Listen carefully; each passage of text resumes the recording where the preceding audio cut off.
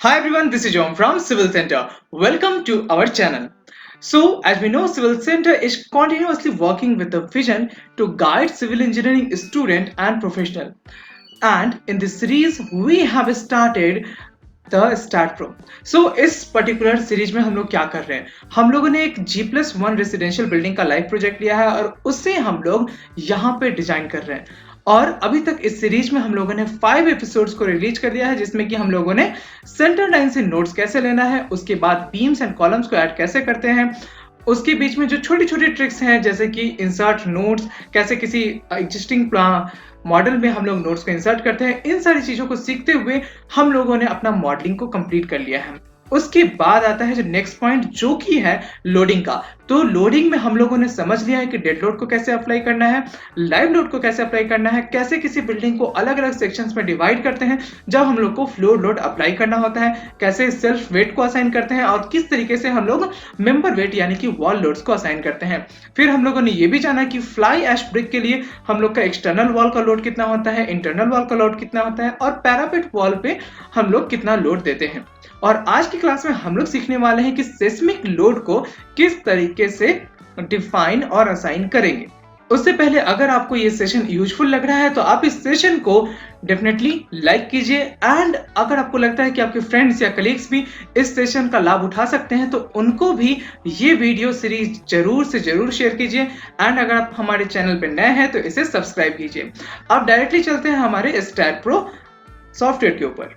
ये रहा हमारा मॉडल और आप राइट साइड में देख सकते हैं कि हम लोगों ने लोड्स को ऑलरेडी यहाँ पे डिफाइन कर दिया है। अब बारी है हम लोग को नेक्स्ट टाइप के लोड को डिफाइन करने की, जो कि है हमारा सेस्मिक लोड। तो हम लोग जब लोड डिफाइन करते हैं तो हम लोग को सीरीज यही रखनी है SLX, SLZ, DL and LL, अगर आप अपने प्रोजेक्ट में सेस्मिक लोड अप्लाई कर रहे हैं तो।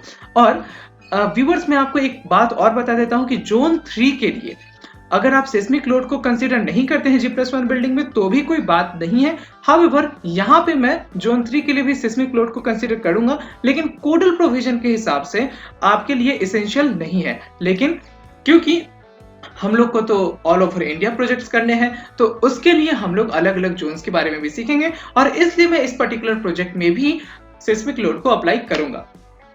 तो व्यूअर्स आप मुझे ये बता सकते हैं कि सेस्मिक लोड के लिए जो IS कोड है वो कौन सा है, वो आप मुझे कमेंट सेक्शन में लिख सकते हैं। और साथ ही साथ अगर आपके पास कोई भी डाउट है related to this particular project तो वो भी आप आंसर कर सकते हैं।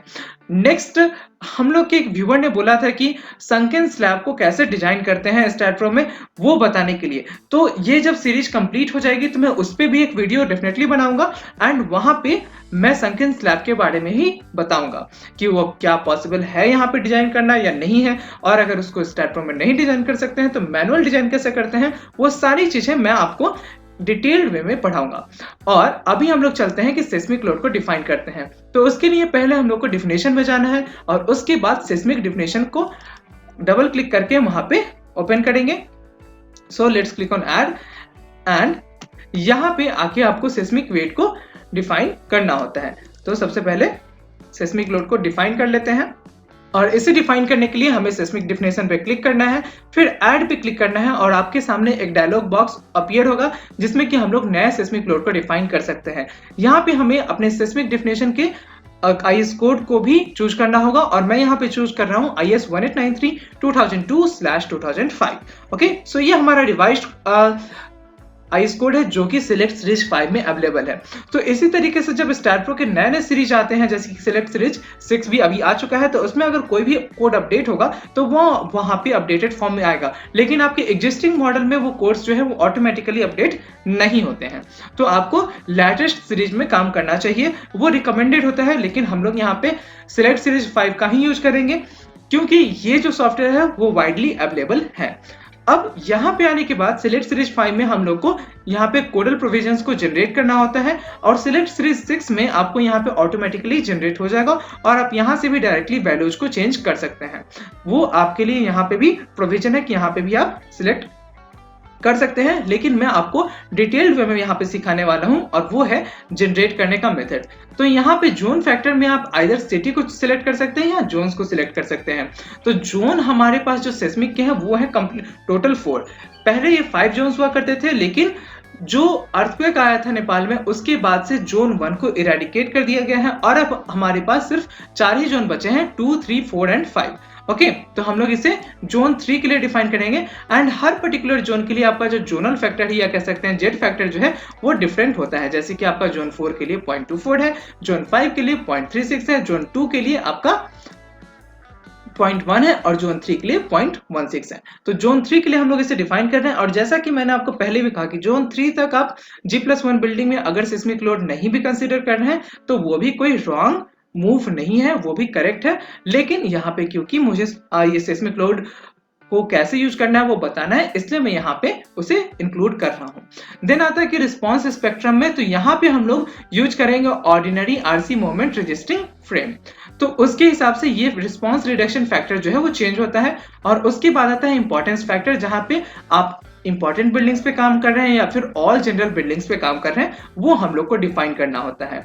तो हम लोग का एक रेसिडेंशियल बिल्डिंग है तो इसको हम लोग ऑल जनरल बिल्डिंग में रखेंगे। अब क्वेश्चन है कि इंपॉर्टेंट बिल्डिंग में क्या होता है, तो उसके लिए मैं आपको एक कोड में जाके एक्सप्लेन कर दूंगा किसी वीडियो में, लेकिन फिलहाल मैं आपको ये बता देता हूं कि आपके जो ऐसे बिल्डिंग्स जो कि काफी इंपॉर्टेंट होते हैं, जैसे आपका स्कूल होता है, जहाँ पे हॉस्पिटल होता है, तो ऐसे जगह पे जहाँ पे लोगों का मूवमेंट बहुत ज्यादा है उन्हें हम लोग इंपॉर्टेंट बिल्डिंग कंसीडर करते हैं एंड उसे यहाँ पे इंपॉर्टेंट बिल्डिंग के कैटेगरी में यूज करते हैं। लेकिन यहाँ पे हमारा ऑल जनरल बिल्डिंग होगा। देन आता है कि रॉक और सॉइल टाइप, तो यहाँ पे 3 टाइप के सॉइल दिए हुए हैं आपको, hard, medium and soft soil. तो वो आपका डिपेंड करता है सॉइल बेडिंग कैपेसिटी के ऊपर कि हम लोग सॉइल को किस तरीके से कैटेगराइज कर रहे हैं। तो हम लोग यहाँ पे मीडियम सॉइल इसे कैटेगराइज करेंगे। एंड व्यूअर्स, आपके लिए मेरा क्वेश्चन ये है कि मीडियम सॉइल के लिए जो एसबीसी है यानी कि सॉइल बियरिंग कैपेसिटी जो है वो कितना होता है। ओके, सो आप उसको कमेंट सेक्शन में आंसर कर सकते हैं एंड जिन्होंने भी आपका कमेंट सेक्शन में आंसर करेक्टली किया इसे, उनका अगर कोई भी क्वेश्चन होगा तो उस पर मैं डेफिनेटली पहले वीडियो सॉल्यूशन दूंगा, यानी कि उस पर पहले वीडियो बनाऊंगा। ओके, नेक्स्ट आता है कि हम लोग का स्ट्रक्चर टाइप कौन सा है, आरसी फ्रेम बिल्डिंग है या फिर स्टील फ्रेम बिल्डिंग है। तो ऑब्वियसली हम लोग एक आरसीसी बिल्डिंग पे काम करें तो आरसी फ्रेम बिल्डिंग पे हम लोग यहाँ पे सिलेक्ट करेंगे और डैम्पिंग रेशियो जो है वो 5% हम लोग यहाँ पे यूज करेंगे। ओके, उसके बाद अगर हम लोग यहाँ पे जनरेट कर देंगे तो यहाँ पे आप देखेंगे कि ऑटोमेटिकली जो बाकी की वैल्यूज हैं वो चेंज हो चुकी हैं और अब इसे हम लोग ऐड कर देंगे और यहाँ पे हम लोग का जो वैल्यू है सेस्मिक डिफिनेशन का वो दिख जाएगा और इस तरीके से आप सेस्मिक लोड को डिफाइन कर सकते हैं। अब नेक्स्ट मूव है हमारा कि SLX में जाके वहां पे हम लोग को सेस्मिक लोड को ऐड करना है। तो ये सिंपल सा बात है और इसे हम लोग ट्रेडिशनल मेथड से ही यूज करेंगे। बस यहाँ पे जो लोड है वो हम लोग सेस्मिक लोड यूज करेंगे एंड डायरेक्शन हम लोग को यहाँ पे डिफाइन कर देना होता है। जैसे कि अगर SLX को डिफाइन कर रहे हैं तो X डायरेक्शन में फैक्टर 1 के साथ हम लोग इसे ऐड कर देंगे एंड वही अगर हम लोग को Z डायरेक्शन में डिफाइन करना होता है तो Z डायरेक्शन में भी जाके वहां पे हम लोग फैक्टर 1 के साथ इसे ऐड कर देंगे। तो यहाँ पे ऐड लोड में जाना है, उसमें सेस्मिक लोड को पहले सिलेक्ट करना है, फैक्ट डायरेक्शन में जेड डायरेक्शन यूज करेंगे, फैक्टर 1 रहेगा and click on add. Okay, तो इस तरीके से आपके दोनों सेस्मिक लोड डिफाइन हो चुके हैं। तो यहाँ तक तो सारी बातें स्मूथली दिख रही हैं, लेकिन यहाँ पे एक चीज जो है वो मेरे सॉफ्टवेयर में फ्लॉ है कि यहाँ पे जो डैम्पिंग रेशियो है वो आपका 5% दिया हुआ है। तो एक्चुअली यहाँ पे जो वैल्यू है वो 5 दिया हुआ है और डैम्पिंग रेशियो 1 से ज्यादा नहीं हो सकता ऑब्वियसली। सो हम लोग को यहाँ पे इसको परसेंटेज में चेंज करना होगा और ये मैं चेंज कर सकता हूँ अपने स्टैड एडिटर में। तो उसके लिए पहले मुझे अपने मॉडल को सेव करना होता है और उसके बाद स्टैड एडिटर में जाके मुझे यहाँ पे इसे चेंज करना होता है। तो हम लोग स्टैड एडिटर में जाते हैं और यहाँ पे जहाँ पे सिस्मिक डिफिनेशन है आपका यानी कि डिफाइन 1893 लोड, तो यहाँ पे डैम्पिंग रेशियो जो है उसको मैं 0.05 कर देता हूँ। तो अभी ये मेरा 5% हो गया है। ओके, सो अभी हम लोग इसको सेव कर लेते हैं एंड क्लोज कर लेते हैं। तो मेरा जो वैल्यू है वो यहाँ पे जो भी आप देख रहे थे सिस्मिक डिफिनेशन में वो ऑटोमेटिकली चेंज हो जाएगा एंड वो करेक्टेड वैल्यू आ जाएगा। अगर आप ऐसा नहीं करते हैं तो क्या होगा कि आपके मॉडल में एरर आने के चांसेस हैं। Okay, so guys that was all about this session. अगर आपको लगता है कि इस सेशन में या इस सीरीज में मुझे कुछ ऐड करना है तो आप उसे कमेंट सेक्शन में दे सकते हैं। आपका पर्सनल डाउट है किसी स्टैड प्रो से रिलेटेड जो कि इस सीरीज में मैं कवर नहीं भी कर रहा हूं तो उसे भी आप कमेंट सेक्शन में लिख सकते हैं। अगर आपको लगता है कि ये सेशन आपके लिए यूजफुल होने वाला है तो आप लाइक बटन को हिट कर सकते हैं, इसे अपने फ्रेंड्स एंड कलीग्स के साथ शेयर कीजिए और अगर आप हमारे चैनल पे नए हैं तो इसे सब्सक्राइब कीजिए। Till then, be ready to learn the load combination in the next video. Okay, so next video में हम लोग लोड कॉम्बिनेशन के बारे में सीखने वाले हैं और यहाँ पे हम लोग का 3 लोड यूज कर रहे हैं, सेस्मिक लोड, डेड लोड और लाइव लोड, लेकिन ऑन टोटल हमारे पास 13 लोड कॉम्बिनेशन होते हैं। तो उसके बारे में हम लोग नेक्स्ट वीडियो में सीखेंगे और नेक्स्ट वीडियो कब आने वाला है, वो आने वाला है हमारा day after tomorrow, that is on Wednesday. Okay guys, so see you on Wednesday.